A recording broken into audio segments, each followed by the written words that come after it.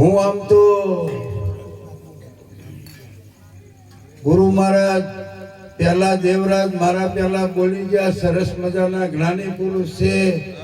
દેવરાજ નામ આવ્યું ત્યાં અમારા બેયના નામ પણ એક થાય છે. પણ મને આમ એમ થાય કે મોડેથી વારો આવે ને તો સારું જાજીવ બોલી શકતો નથી. પણ દયા બેઠા એનો પ્રતાપ છે. જે કાંઈ આ બે શબ્દ બોલું એ આ નો પ્રતાપ છે.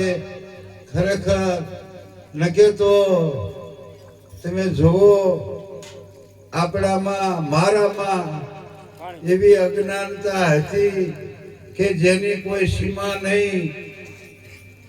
પરમ દિવસે એક મારે સ્નેહી માણા કે હાલો જાવું છે. મેં કીધું ક્યાં જઈશું?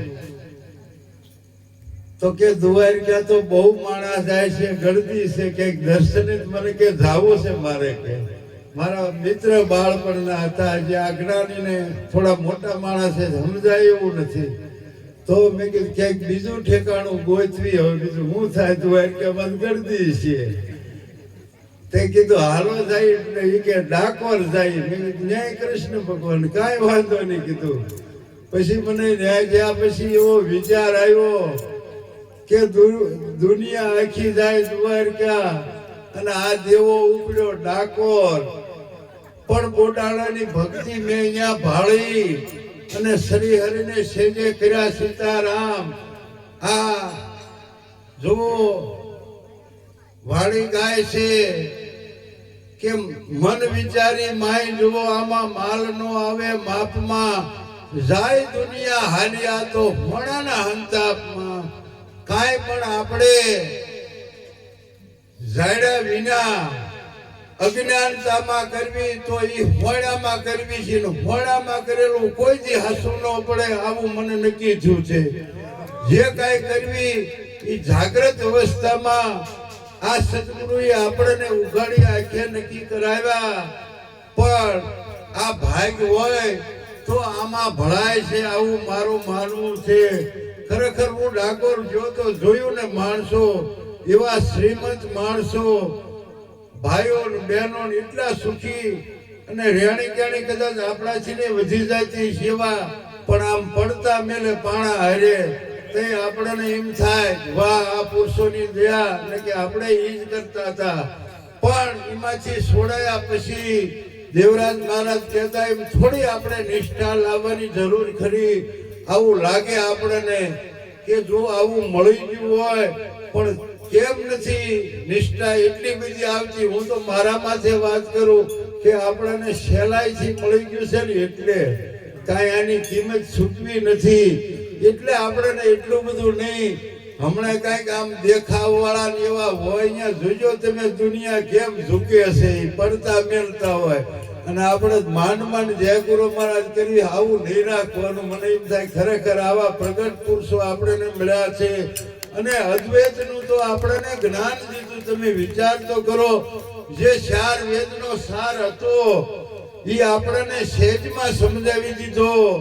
અને આપણને નક્કી થયું કે ગોળ થી ગળપણ નોખું નથી. ગોળ પદાર્થ થાય પણ ગળપણ થી નોખું નથી. એમ ઈશ્વર આપણાથી નોખા નથી. આવું તો આપણને સેજમાં આમ 4 કલાકમાં નક્કી કરાવી દીધું. નકે તો આ અજ્ઞાન તો એને કહેવાય કે ખરેખર આ અંધારું રહ્યું એ અજ્ઞાન જ કહેવાય.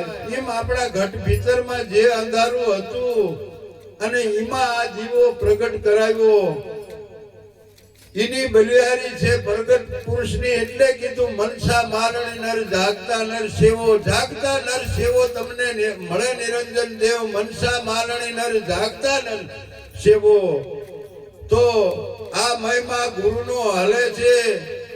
અને હું તો મારા મનમાં એવું પણ સમજુ કે આ આપણને આવવાનો બેહવાનો અધિકાર મળ્યો. આ મહત્વની વસ્તુ છે. ઠેકાણા તો ઘણાય છે, જવાના ને આવવાના બધું. પણ આ સંસારમાં મારા સારું બોલ્યા હતા. આ આટલા આવો સમય આમ તો 2026 ચાલુ થઈ ગઈ અને આ જમાનાની એટલી હરણફાળ અને આધુનિક યુગ ગણાય એમાં આ કોને ગમે?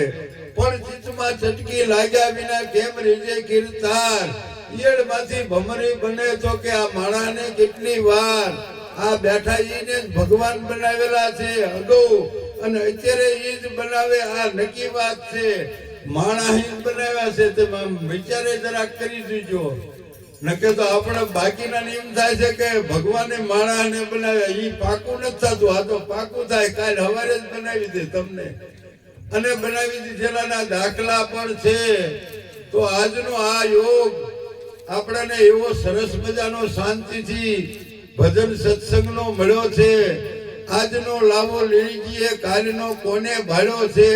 નેણોમાં ખડકા નીરે ગાગર ફૂટવા લાગી છે. આ દેહથી કોઈ અમર નથી, નક્કી વાત છે.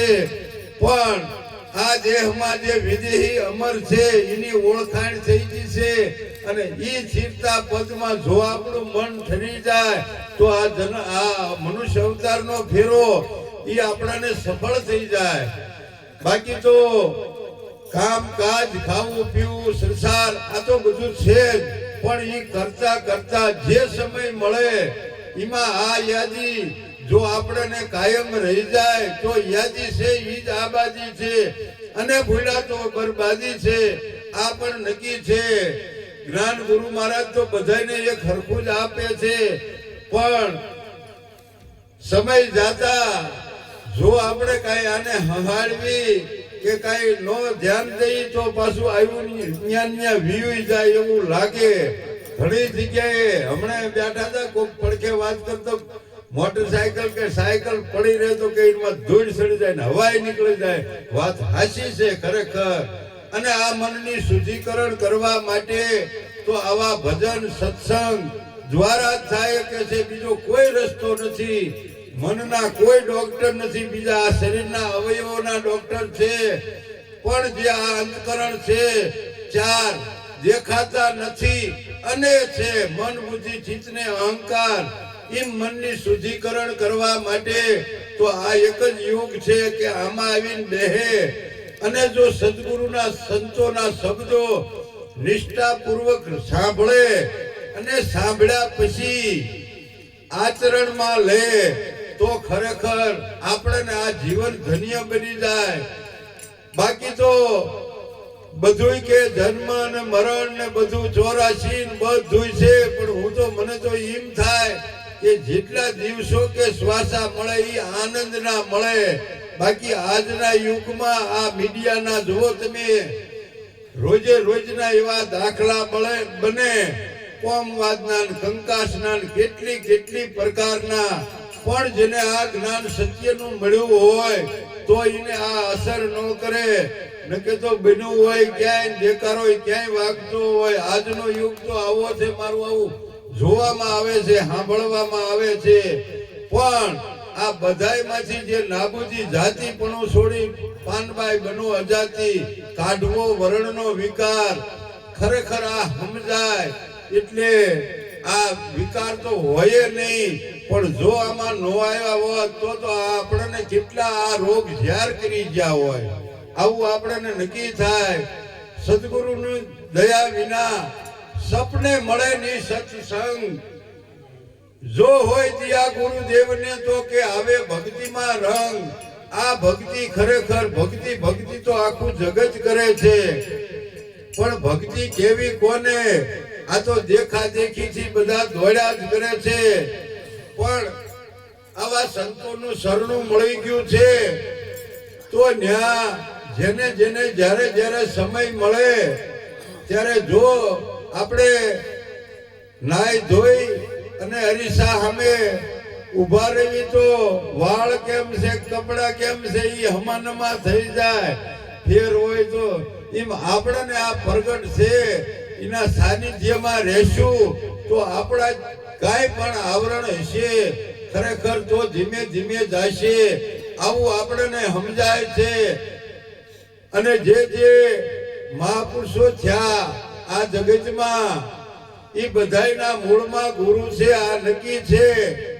અને આ ગુરુનો જ મહિમા હાલે છે આ જગતમાં. આ આપણાને હવે નક્કી થયું છે, બાકીનું તો બીજું ઘણું છે, પણ આપણને અનાયાસે આ યોગ મળ્યો છે તો આમાં વધારેમાં વધારે નિષ્ઠા આવે અને આ બરોબર થઈ જાય એટલું બોલી હું મારી વાણીને વિરામ આપું છું. બોલો સદગુરુ મહારાજની જય.